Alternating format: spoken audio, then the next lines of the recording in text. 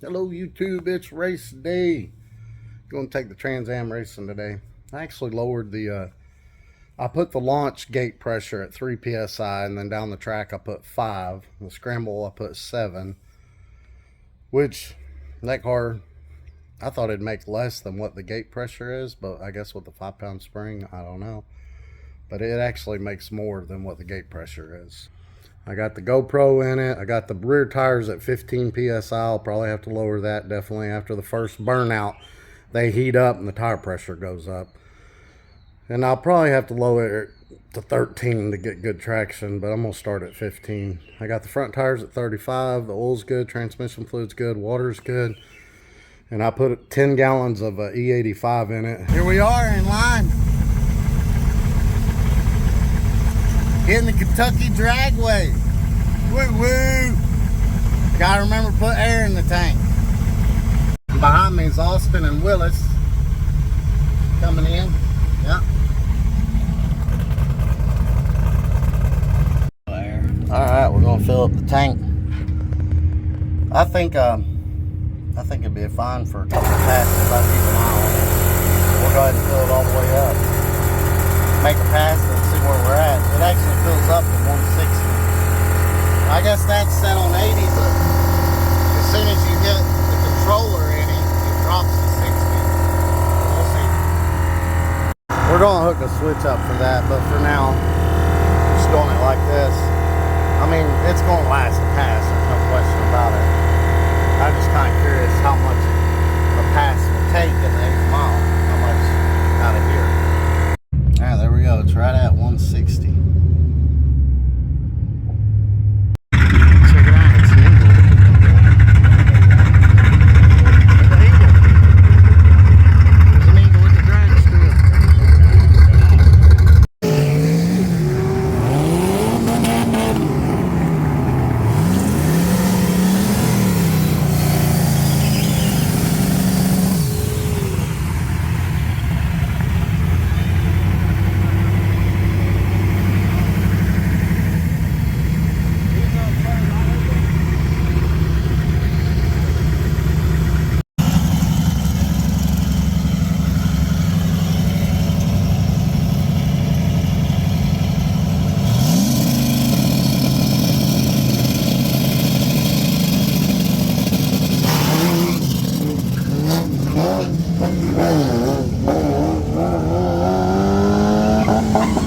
Well, it's stuck at 3,200 RPM. Hopefully we just got that wire wired wrong.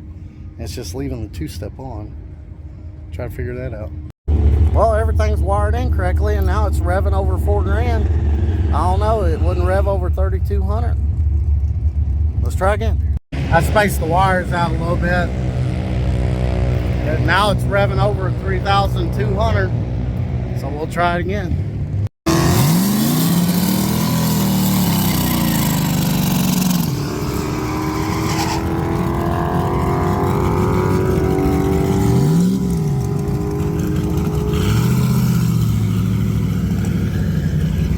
Sounded like it was doing it again, cutting out.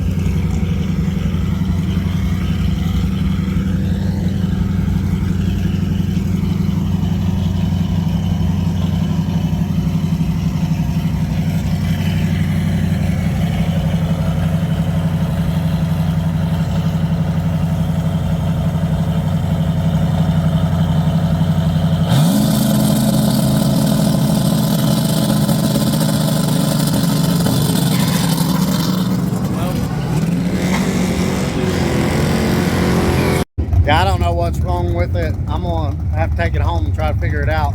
I'm gonna start by cleaning the rotor and the distributor cap. And well, that thing wasn't easy to pull off there. But I just unplugged it.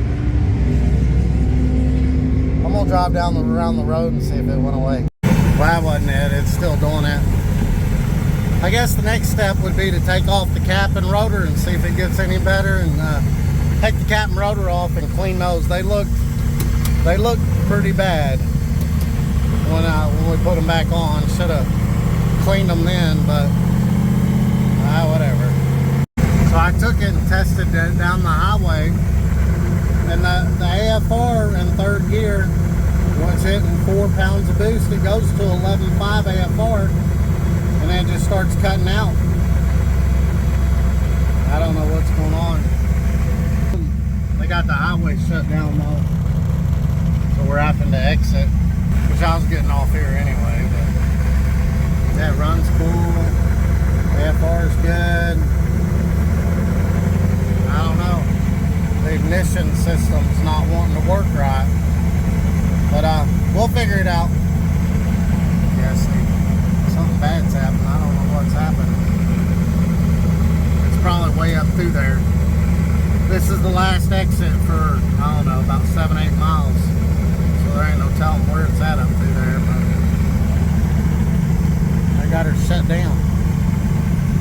Look, they got another one up there blocking that ramp. Wonder what happened. But first thing I'm gonna do is I'm gonna take this thing, I'm gonna take the cap looked pretty bad. These MSD distributors, the caps get real bad.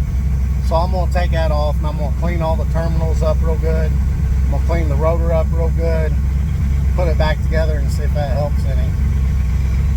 But sitting in traffic. That turbo starts smoking, then it quits, then it smokes, then it quits. See, it ain't smoking now, and I just got on it down the highway. I don't know what this thing's doing. The idle's good, idle's just fine. It starts up.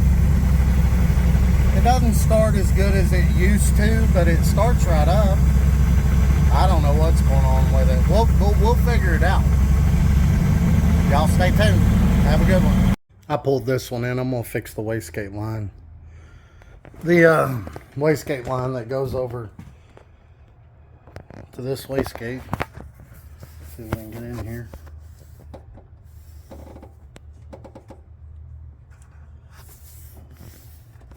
Yeah, that one over there.